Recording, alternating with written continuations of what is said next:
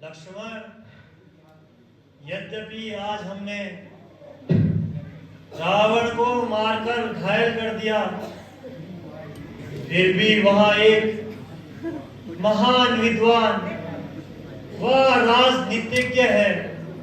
इसलिए तुम शत्रुता का भेदभाव छोड़कर एक शिष्य के रूप में उपदेश ग्रहण करो।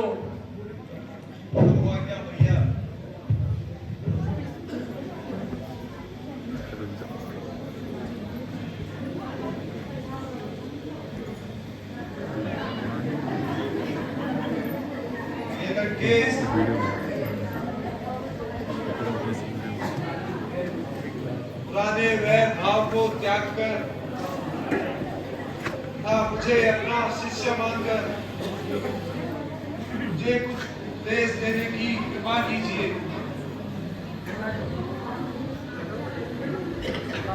निरंकेश, मुझे कुछ शिक्षा देने की कृपा कीजिए।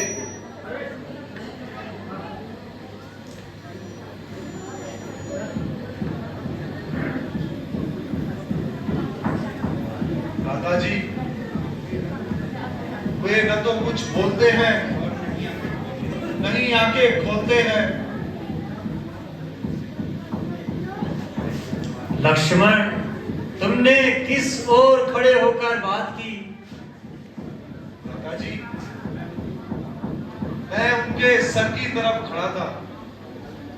प्यारे लक्ष्मण, उपदेश देने का यहाँ तरीका नहीं है। अगर उपदेश देना है तो उनके पैरों की तरफ खड़े होकर लो और विनम्रता पूर्वक उनसे अनुरोध करो, तभी वहां तुम्हें शिक्षा देंगे। जो आज्ञा भ्राता जी।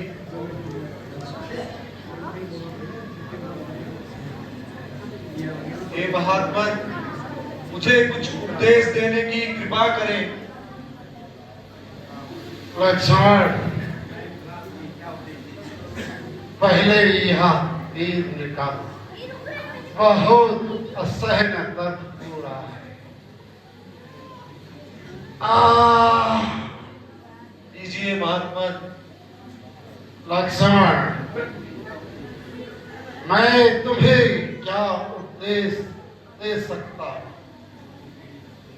क्योंकि मेरे शरीर की सारी शक्ति समाप्त हो चुकी है। फिर भी मैं तुम्हें निराश नहीं करूंगा। सुनो, कभी विषय भोगों में मन नहीं लगाना। जो तुम्हारी चापलूसी करे उसे कभी भी मित्र ना बनाना, और अपने शत्रु को कभी भी कमजोर न समझना। अपने सहोदर भाई से कभी बैर न रखना।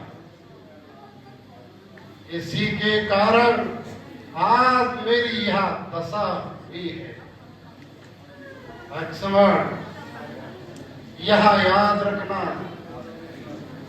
काल करे सो आज करे, आज करे सो अब, पल में प्रलय होएगी, बहुरी करोगे कब।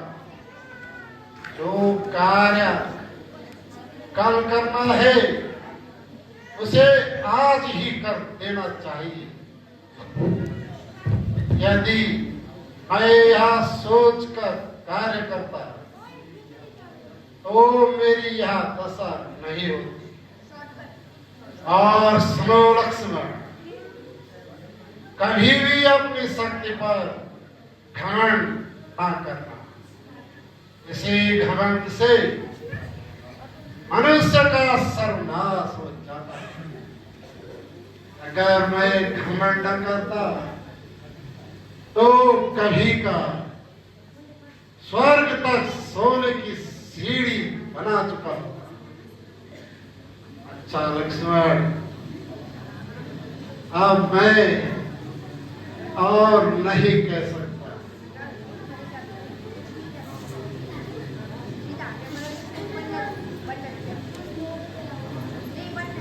महात्मन, आप जैसे ज्ञानी का वध करके मुझे बहुत दुख होता है, किंतु होनी प्रबल है। यदि आपने मुझ में कोई बुराई देखी हो तो क्षमा चाहता हूं।